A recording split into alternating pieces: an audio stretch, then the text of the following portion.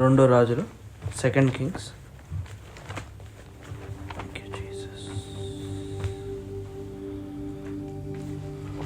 Second kings chapter 5.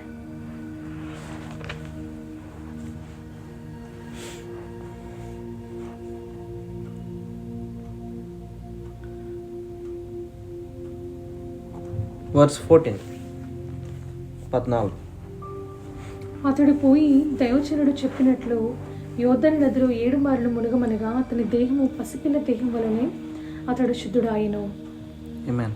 అప్పుడు అతడు తన పరివారంతో కూడా దైవజనుడి దగ్గరకు. దేవుడి మాటలు దీవించు. ఇంకా ఇక్కడ కొన్ని మాటలు మనము అర్థం చేసుకోవడానికి పరిశుద్ధ గ్రంథం నుంచి మనం చదువుకుందాము. దేవుడు మన జీవితంలో ఈ మాటల వల్ల అనేక గొప్ప కార్యాలు చేస్తాడని నేను విశ్వసిస్తున్నాను. Naaman he is a captain of Syrian army. Syria దేశపు ఒక శూరుడు, సిరియా దేశానికి ఒక మంచి శూరుడు అన్నమాట నామాను అనే వ్యక్తి. He is a soldier. ఫస్ట్ వర్స్లో ఉంటుంది. సిరియా రాజు సైన్యాధిపతి అయిన నయామాను ఒకడు ఉండెను. అతని చేత యెహోవాయే సిరియా దేశమునకు జయము కలగచేసి ఉండెను గనుక అతడు తన యజమాని దృష్టికి గనుడై దయ పొందిన వాడాయను. అతడు పరాక్రమశాలి ఉండెను కానీ అతడు కుష్ఠరోగి. హీఈస్ ఏ సైన్యాధిపతి, సైన్యానికి అధిపతి. He is having a great army of himself. Syria దేశంలో సిరియా రాజు నయమానికి ఒక మంచి పొజిషన్ ఇచ్చాడు. ఏంటిదంటే was a great man with his master. Is a captain of the host. Is a captain. ఒక క్యాప్టెన్ అంటే ఒక నాయకుడు. ఒక గ్రేట్ మ్యాన్ అని కూడా ఉంటుంది. And is a honourable and is a mighty man of valour. అంటే యుద్ధశూరుడు. He's trained, he's mighty, he's honourable and God was working with him. అక్కడ ఒక మాట ఉంటుంది, because by him the lord had given deliverance unto Syria. Syria అనేది ఇస్రాయెల్ దేశం కాదు, శత్రు దేశం. కానీ దేవుడు నయమానుని వాడుకొని he was giving victory to Syria. ఎవరి మీద ఇస్తున్నాడు సిరియాకి జయము అంటే 2లోనే ఉంటుంది. సిరియనులు గుంపులుగా బయలుదేరి ఇశ్రాయేల్ దేశం మీదకి పోయి ఉండరు. ఎక్కడికి వెళ్తున్నారు వాళ్ళు? గుంపులుగా. They are going in bands together. Okay, they are going to attack the land of Israel, the kingdom of Israel. దేవుని యొక్క రాజ్యాన్ని వాళ్ళు దే ఆర్ అటాకింగ్. దేవుని రాజ్యము, దేవుని ప్రజలు ఒక ప్రదేశంలోకి వెళ్ళి దే ఆర్ అటాకింగ్. అండ్ ఆ టైంలో దే బ్రాట్ సమ్ క్యాప్టివ్. కొంతమందిని తీసుకొచ్చి ఒక చిన్నదాన్ని కూడా తీసుకొస్తారు. మాకు తెలిసిన స్టోరీ ఇక్కడ. సో ఇక్కడ ఏంటిదంటే ఇన్ని చేస్తున్నాడు కానీ నాకు ఒకటి ఉంది, ఒక జబ్బు ఉంది. ఏంటిదంటే కుష్ఠరోగం. ఎంత యుద్ధం చేసినా ఇంటికి రాగానే ఒక నెమ్మది లేని తనం చూసుకుంటున్నాడు ఆయన బాడీని. When he's watching his body, it's smelling differently. తన బాడీ, తన దేహం నుంచి వచ్చే స్మెల్ ఇట్స్ కంప్లీట్లీ డిఫరెంట్. పాపం ఆయన ఎన్ని రోజులు నిద్రపోకుండా ఉన్నాడో, ఎన్ని రోజులు ఎంత యుద్ధం చేసినా గెలిచామనే సంతోషం లేకుండా ఉన్నాడు. కుటుంబం మధ్యలో ఎన్ని రోజులు లేకుండా ఉన్నాడు ఆ బాధ వల్ల. అలా చూసుకుంటే బాగా నలిగిపోయి ఉండొచ్చు ఈ వ్యక్తి అనిపిస్తుంది. కానీ when he was seeing God was working with him, he might have been satisfied a little bit. But when the time came, he brought a captive from Israel. ఒక చిన్నదాన్ని క్యాప్టివ్ తీసుకొచ్చి తన భార్య కింద పెట్టినప్పుడు she was been helping her wife. 2వ వచనంలో ఉంటుంది. అప్పుడు మూడవ వచనం, అది షోమ్రోనున్న ప్రవక్త దగ్గర నా ఏలిన వాడు ఉండవలనని నేను ఎంతో కోరుచున్నాను. అతడు నా ఏలిన వానికి కలిగిన కుష్ఠరోగుని బాగు చేయనని తన యజమానురానితో అనను. తన కుష్ఠరోగిని బాగు చేయడానికి there is a prophet in Samaria అని ఉంటుంది.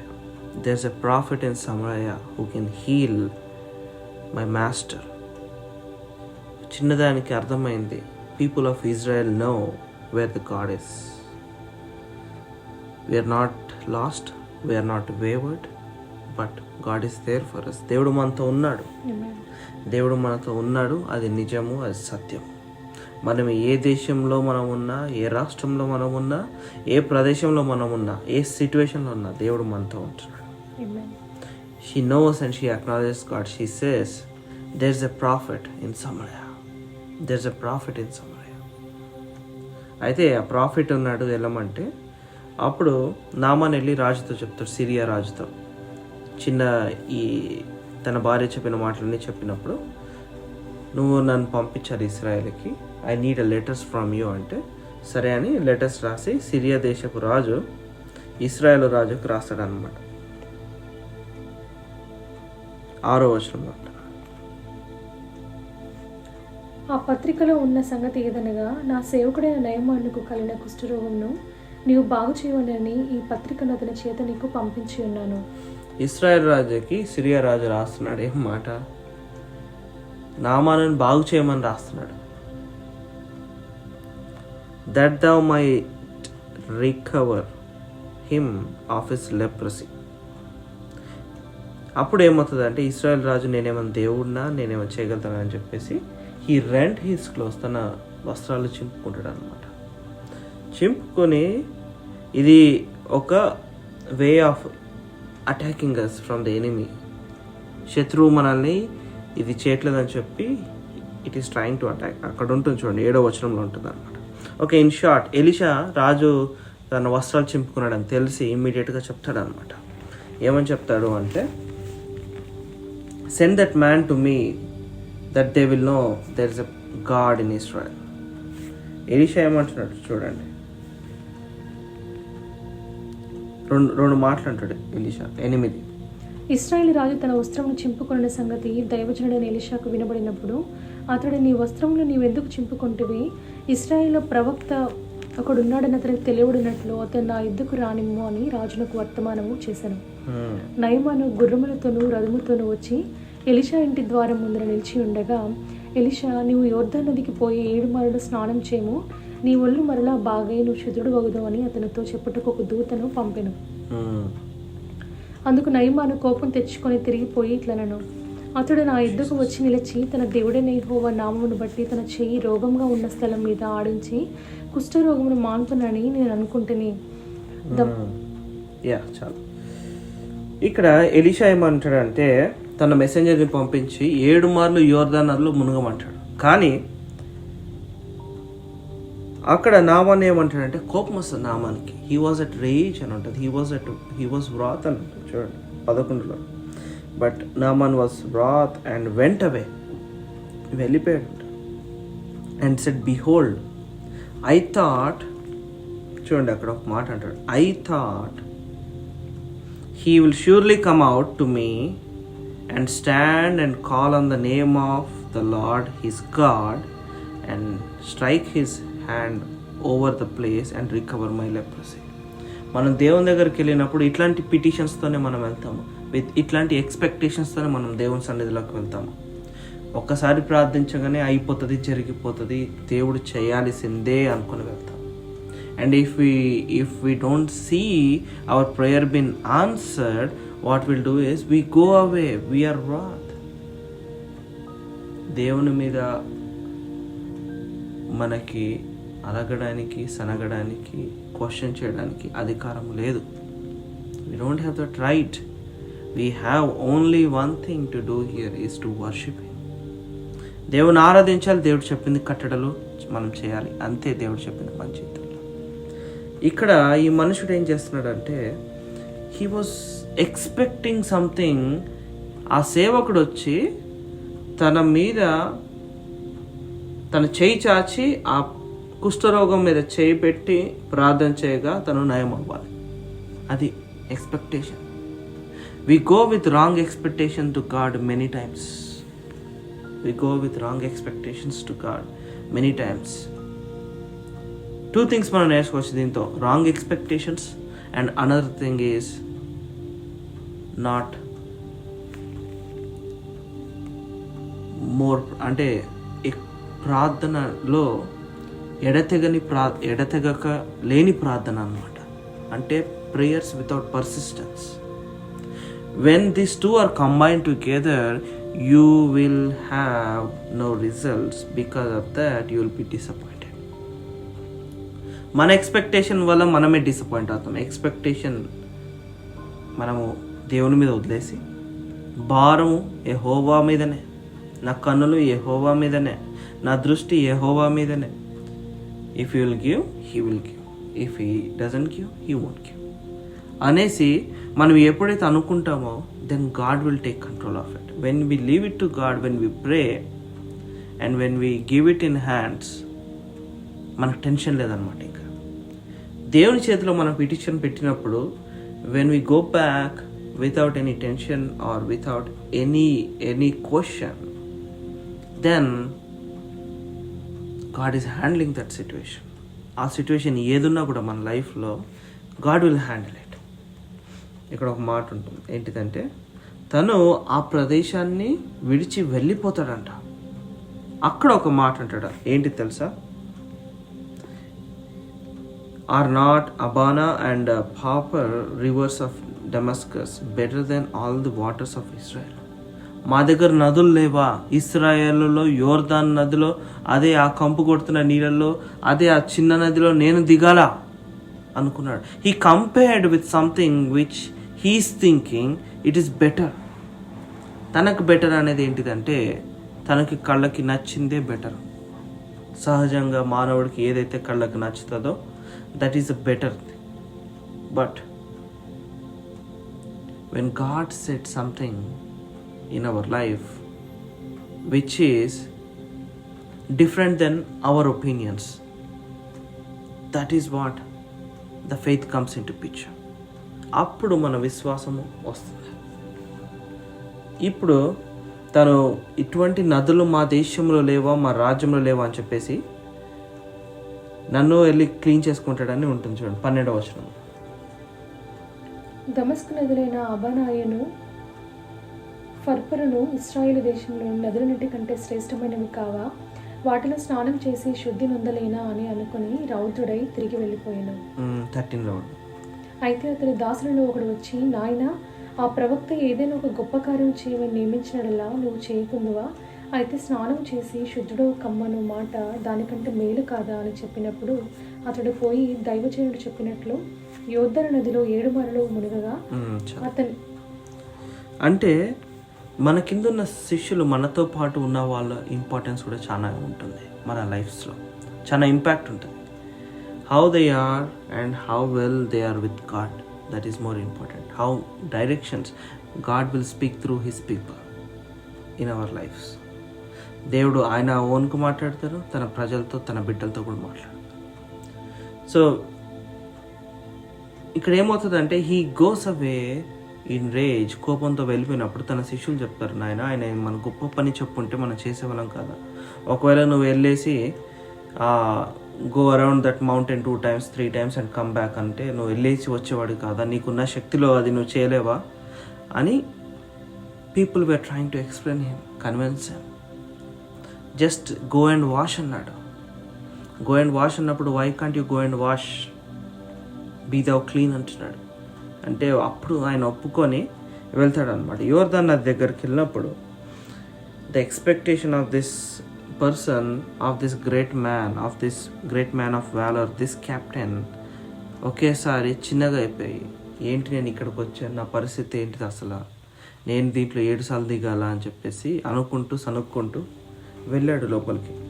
వెళ్ళంగానే తను ఏం చేస్తున్నాడంటే, ఫస్ట్ టైం దిగినాక అసలు మా నదులు అని కంపేర్ చేసుకుంటూ ఉండొచ్చు ఆ వ్యక్తి.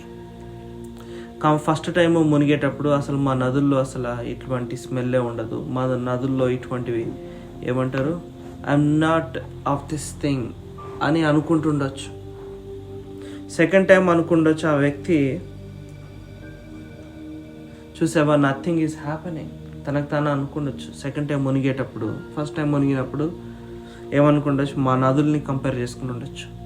సెకండ్ టైం తను మునిగేటప్పుడు he might have compared, he might have saw nothing is happening, he might be saying the same thing. చూడు నేను సెకండ్ టైం మునిగాను, ఏమి ఐఎమ్ నాట్ క్లీన్ అనుకుని ఉండొచ్చు. బహుశా మూడోసారి మునిగినప్పుడు ఆయన అనుకుని ఉండొచ్చు, ఏంటి నా పొజిషన్, నాకున్న పలుకుబడి ఎంత, నాకున్న పొజిషన్ ఏంటిది అని గుర్తు తెచ్చుకుని ఉండొచ్చు. నేను ఈ మాటలు వినడం ఏంటి, ఇక్కడ వచ్చి ఇస్రాయెల్ దేశంలో నదిలో నేను మునగడం ఏంటి అని చెప్పేసి అనుకుంటుండొచ్చు బహుశా. సో మూడోసారి కూడా ఏం జరగలేదు.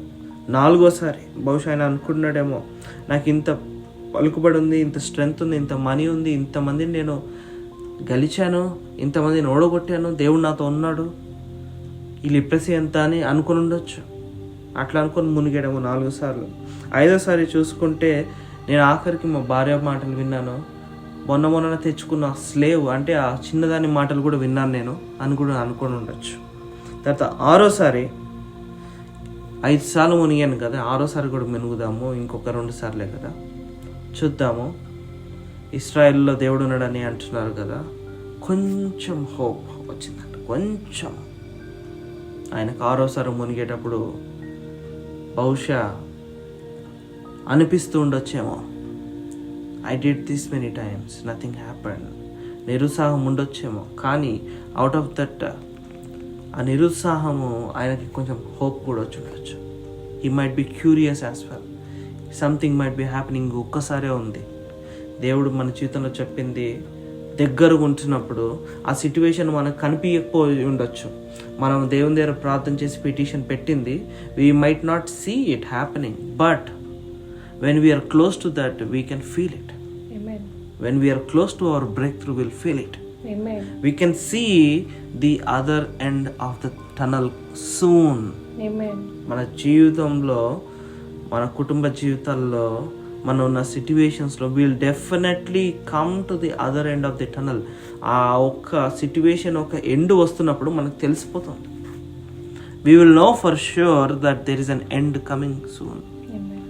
మనం ఈ రోజుల్లో ఉన్న స్థితులు చూసుకుంటే ఒక్క 3 వీక్స్లోనే ప్రపంచం మొత్తం అతలాకుతలం అయిపోయింది. Everybody in this world are locked down at home. Everybody are trying to slow down this virus. Everybody is trying to run around and try to see what medicine people have done that. Nijam. When do we have end to this tunnel? When do we have end to this virus? When do we have end to this pestilence? ఒకటి మాత్రం మనకు తెలుసు, దేవుడు మనతో అన్న మాటలు, ముదిమి వచ్చే వరకు నేను కాపాడువాడను, ఎత్తుకొనివాడను నేనే అన్నాడు దేవుడు. మన కుటుంబాలు, మన జీవితాలన్నీ చూసుకునేవాడు నేనే అన్నాడు దేవుడు. అటువంటి దేవుడు, మనతో మాట ఇచ్చిన దేవుడు, మనకు విశ్వాసం ఉంది. మన దేవుడు ఇచ్చిన మాట మనకి నిరీక్షణ ఉంది. కానీ many people don't have any hope. They are directly relying on people. They are directly relying on the governments. They are directly relying on అది పోతుందిలే అనుకున్నారేమో. బహుశా ఈరోజు ఇంట్లో కూర్చొని సంతోషంగా గడుపుదాము, హ్యాపీగా ఉందాము, ఇంట్లోనే ఉంటున్నాం కదా అనుకున్నారేమో. Nobody knows what is tomorrow.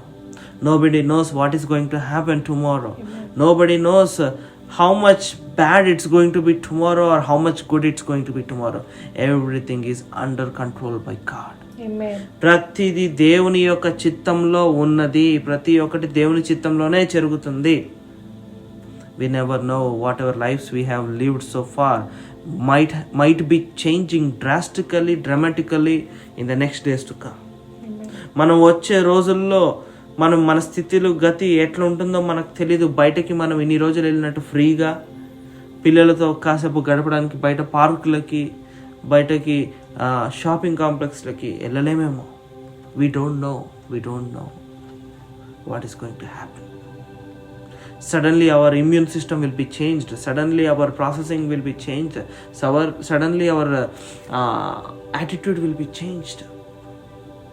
ఎందుకంటే సడన్గా ఇప్పుడు బయటకు వెళ్ళాక ఎవరైనా తుమ్మారనుకో, our minds will be completely focused on ఈ వ్యక్తికి ఉందేమో వైరస్ అని చెప్పేసి పీపుల్ విల్ టెండ్ టు ఏమంటారు, ఆ భయములోకి వెళ్ళిపోతారు, ఆ క్వశ్చనింగ్లోకి వెళ్ళిపోతారు.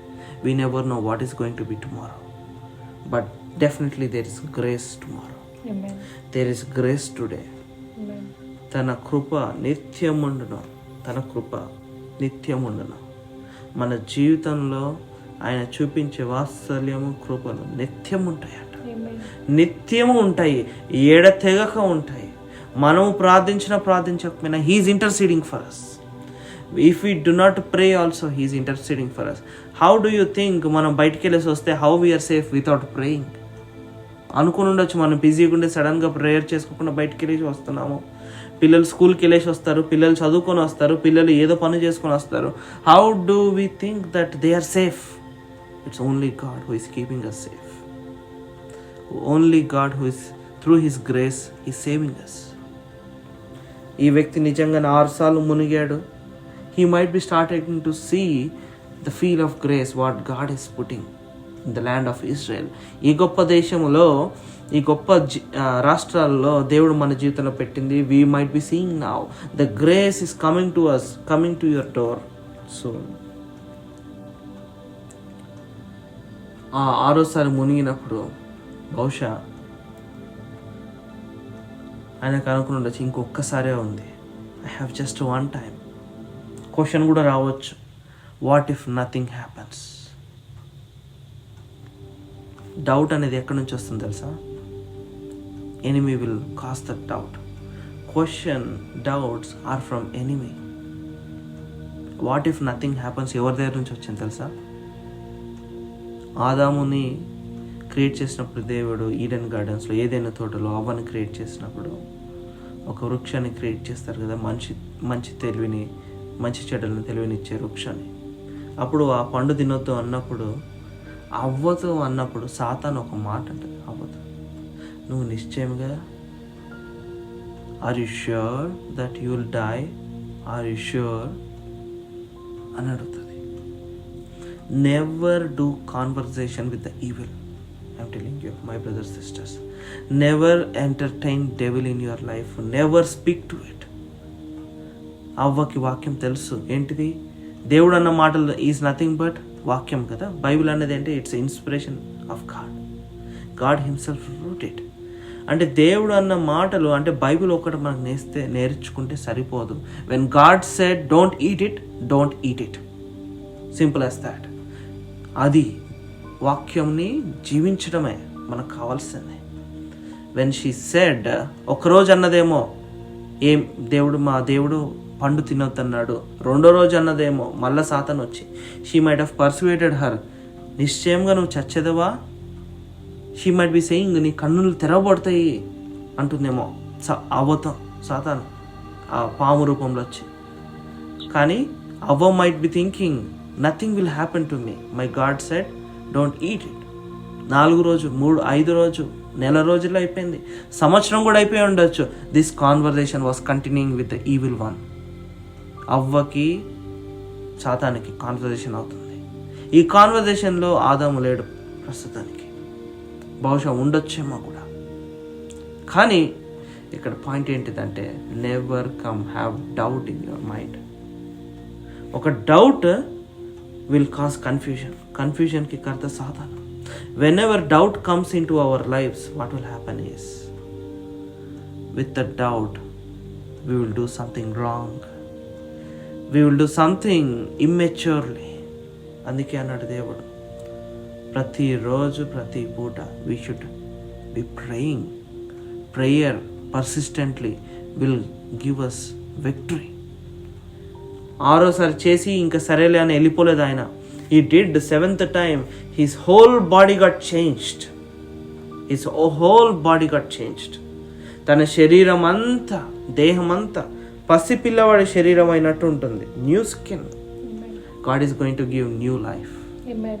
ఈ సిచ్యువేషన్లో మనకు అనుకుండొచ్చు సంథింగ్ హ్యాపెనింగ్, బట్ దేవుడు ఎంతో కామ్గా ఉన్నాడు. చూసారా, గమనిస్తున్నారా? నేను నా వైఫ్ మాట్లాడుకుంటున్నాము. ఏంటిదంటే ఇన్ని సిచ్యువేషన్స్ అవుతున్నాయి, ఇన్ని చర్చెస్ కామ్గా సండేస్ జరుపుకోలేకపోతున్నాయి, దేవుని ఆరాధించలేకపోతున్నాయి, ఇంతమంది బిడ్డలు బాధపడుతున్నారు. బట్ గాడ్ ఈజ్ సైలెంట్ అంటే don't worry, God is silent అనుకోవద్దు మనం. ఎందుకంటే he is doing something, master plan వేస్తున్నాడు ఆయన. Amen. Whenever we are thinking God is silent, there He is at work. God is at work right now across the world, my brothers and sisters. Amen. ఇప్పుడు నెమ్మదిగానే ఉండొచ్చు situation, ఇప్పుడు అంతా ఏదో జరుగుతుంది, ఏమో చేస్తున్నారు, ఇది బైన్ టైమే అనుకుంటున్నారేమో. No, God is doing something. God is definitely doing something. దేవుని చిత్తము లేనిదే ఇవి రాలేదు మన జీవితంలోకి. దేవుని చిత్తము లేనిదే ఈ లోకంలోకి ఇది రాలేదు. God has allowed it and he is going to show everybody his glory. Amen. He is going to show his mighty power for sure. Amen. He is going to give us new skin. Amen. He is going to give us new life.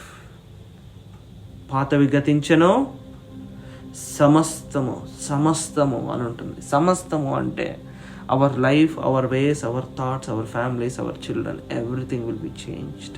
Hour jobs will be changed. Our lives will be changed. మనం దేవుణ్ణి ఆరాధించే పద్ధతి కూడా మారిపోతుంది. That is what God is trying to do right now. He is making everything new. He is making clean up everything past. సాతాను ఒక్కడే మన పాస్ట్ని గుర్తు చేస్తాడు. చూడు, నువ్వు ఇంత చేసావు తప్పు, నీతో దేవుడు మాట్లాడతాడా? నీ జీవితంలో దేవుడు కార్యాలు చేస్తాడా? Enemy every time remembers our past, but show enemy what God is going to do in future. Amen. God, He works now and He works in future. Amen. Enemy every time works behind the scenes. He's behind us. Enemy cannot catch up with us. శత్రువు మనతో catch up చేయలేడు. He cannot come with us. He will every time remember our past. ఎప్పుడో అయింది దాన్ని తీసుకొస్తాడు. కుక్క తన వాంతికి తనే తింటుంది అంటారు. అంటే ఏంటిది? It is taking its own past. We cannot take that any more. We cannot take that any more. Our past is past. He is making everything new. ఈరోజు మనం చూసుకునేది ఏంటిదంటే, లెప్రసీ అనేది 7 పదాలు. లెప్రసీ అనేది 7 letters. 7 సార్లు మునిగాడు.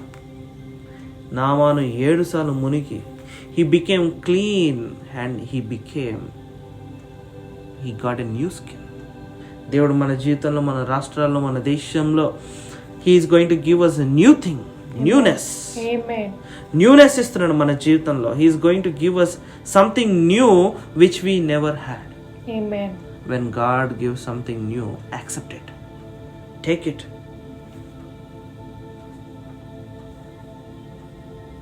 The mighty will take the kingdom of God by force. We take whatever God is going to give us and we move from there. దేవుడి మాటలు దీవించి మన జీవితంతో మాట్లాడి మనల్ని నెక్స్ట్ లెవెల్, స్పిరిచువల్ లైఫ్లో, ఫెయిత్లో నెక్స్ట్ లెవెల్ తీసుకెళ్ళి అంచెలంచెలకి మనల్ని ఎదిగించి ఈ యొక్క ఉన్న సిచ్యువేషన్స్ని అన్నిటిని పోరాడే శక్తి మనకిచ్చి పర్సిస్టెంట్ ప్రేయర్స్ మన జీవితంలో ఉంచి నడిపించుగాక. Amen.